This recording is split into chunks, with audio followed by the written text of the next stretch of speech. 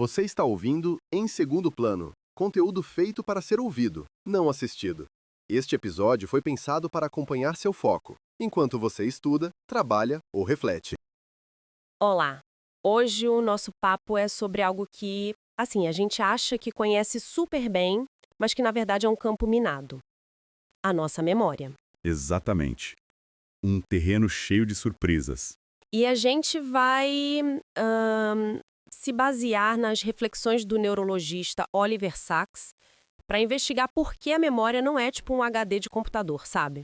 Pelo contrário, é um processo super criativo, meio bagunçado e, para ser sincera, bem pouco confiável. Sim, e a missão aqui, eu acho, é entender como essa suposta falha define não só o que a gente lembra, mas também como a gente cria, quem a gente é. Totalmente. E para começar, eu já queria jogar uma frase do material que me deixou assim, pensando muito. A maior mentira da memória humana é que ela parece verdadeira. Essa frase é perfeita. Quer dizer, aquela lembrança super nítida da sua infância, sabe? Aquela que parece uma foto. Então, talvez não seja bem assim. E o ponto do Sacks não é que a memória é só mentirosa ou inútil, né? É mais sutil. Tem uma pesquisadora, a Rosalind Cartwright, que complementa isso de um jeito brilhante. Ela diz: a memória nunca é uma duplicata precisa do original. É um ato contínuo de criação. Um ato contínuo de criação. Uau! Isso, ou seja, essa falha não é um bug. Essa reconstrução constante, essa recriação a cada vez que a gente lembra, esse é o sistema. É como a nossa mente funciona por padrão.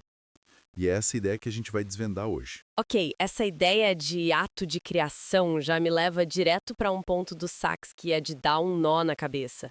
Ele chega a sugerir que algumas das nossas memórias mais importantes talvez simplesmente nunca aconteceram. Ou, o que é ainda mais estranho, Aconteceram com outra pessoa. ele desconfiava que muitos dos interesses dele, sabe, paixões que ele sentia como sendo a essência dele, Sim, o eu dele, isso.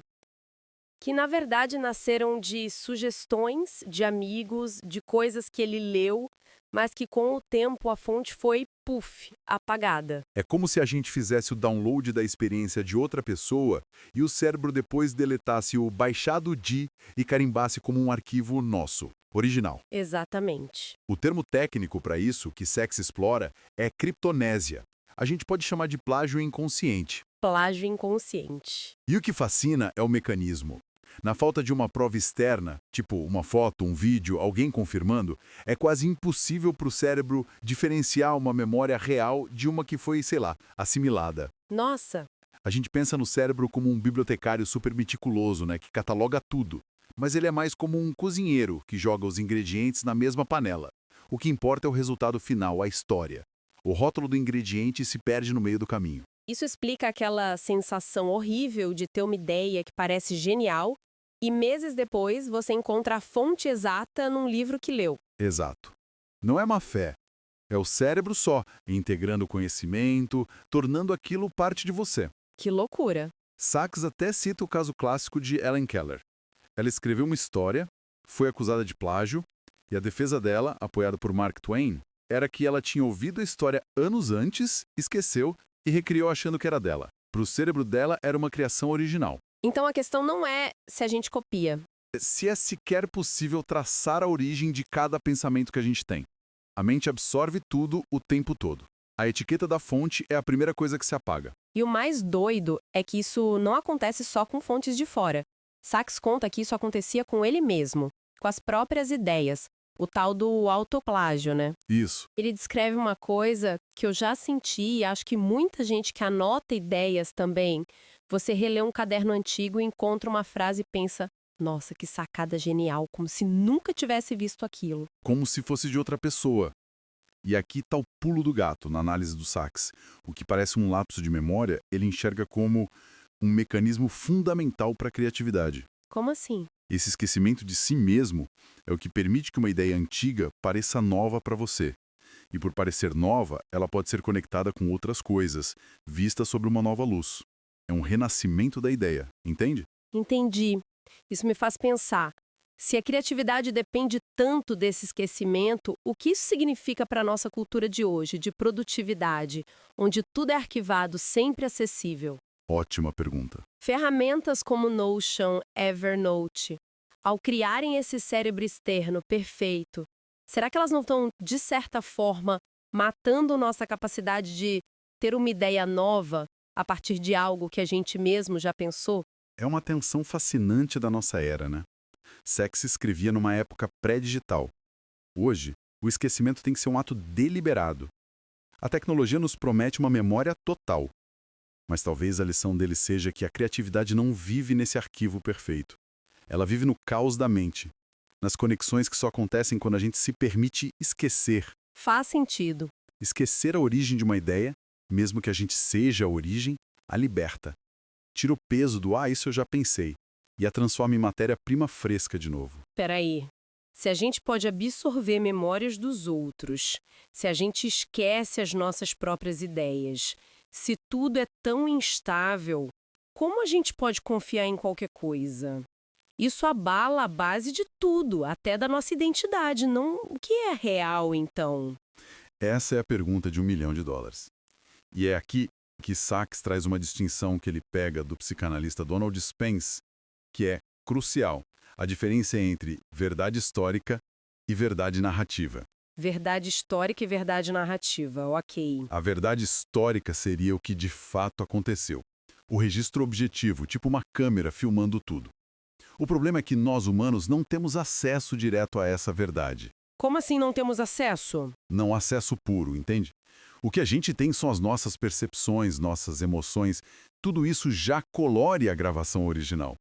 E a cada vez que a gente acessa essa memória, a gente reconstrói ela.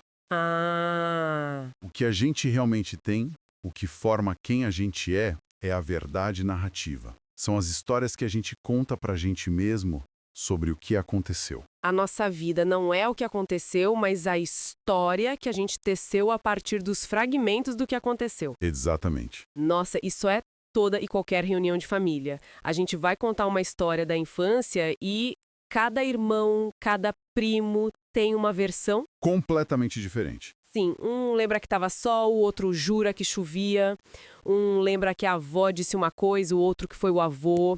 E todo mundo defende a sua versão com unhas e dentes. Perfeito. Esse exemplo é a manifestação exata do conceito. Ninguém está necessariamente mentindo. Cada pessoa construiu uma narrativa que faz sentido para ela. Certo. E para o cérebro, isso é lógico. Não existe um verificador de fatos interno. Não tem um agente no cérebro comparando a lembrança com a gravação original. Porque essa gravação pura, intocada, simplesmente não existe. E essa pesquisa é antiga. Um psicólogo britânico, Frederick Bartlett, lá nos anos 20 e 30, já tinha demolido a ideia da memória como uma impressão em cera. Sabe como dizia Platão? Já naquela época. Sim. Bartlett mostrou que lembrar é um processo ativo. Ele chamou de reconstrução imaginativa. Cada vez que você lembra, você está, na verdade, imaginando de novo. Ok, então o cenário é: nossa memória é uma colcha de retalhos, pega pedaços dos outros, se esquece de si mesma e reconstrói a realidade. Parece um grande defeito de fabricação, sendo bem sincera. Parece, né? Mas aí vem a grande virada no argumento de Sachs, que foi o que realmente me pegou. Ele diz que essa imperfeição toda não é um defeito, é a nossa maior força. É um paradoxo. Sim, ele chega a dizer, eu vou citar: a confusão quanto às fontes ou a indiferença a elas pode ser uma força paradoxal. Como assim o defeito é o que faz a coisa funcionar? A explicação é muito elegante. Pensa comigo. Se o nosso cérebro etiquetasse cada pedacinho de informação com a fonte exata, ideia do livro X, página 42, a gente ia se afogar em metadados. Seríamos um depósito de fatos. Exato, e não um lugar de entendimento. Essa indiferença à fonte é o que nos permite assimilar o que a gente lê, ouve, vê na arte com a mesma intensidade de uma experiência que a gente mesmo viveu. Ah, entendi. É por isso que a gente consegue sentir o que um personagem de livro sentiu. O cérebro não fica nos lembrando: ei, isso não é seu, você só leu. Exatamente isso. Ele deixa a experiência entrar e se misturar com as nossas. Sachs diz que essa falha nos permite ver com outros olhos e ouvir com outros ouvidos. Que bonito isso. Ela nos dá a chance de participar de uma mente comum, sabe? uma consciência coletiva. Ao absorver as ideias e experiências dos outros e torná-las nossas, a gente contribui para o patrimônio geral do conhecimento. Então a memória não é um ato solitário. De jeito nenhum. Ela é dialógica. Nasce na interação entre mentes. Sem essa falibilidade, sem essa capacidade de borrar as fronteiras entre o meu e o seu, o conhecimento seria terrivelmente privado. A cultura, a arte, a ciência. Talvez nem existissem como a gente conhece. Que jornada! A gente começou com a ideia de memória como um arquivo empoeirado e chegou num contador de histórias, num artista de remix. Um processo que é, no fundo, social, coletivo. Isso. A ideia de que as memórias não são coisas estáticas que a gente visita, mas que são transformadas, desmontadas, remontadas a cada ato de recordação. Isso muda tudo. Muda a forma como a gente pensa sobre o nosso passado. Cada vez que contamos uma história sobre nós, não estamos só lendo um roteiro. Estamos mesmo que sutilmente reescrevendo quem somos. Exato. É um processo vivo.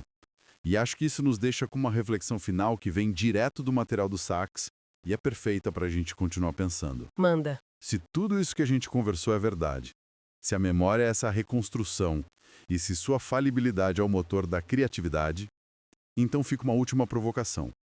Será possível que a própria falha da memória seja a condição essencial para a nossa criatividade combinatória?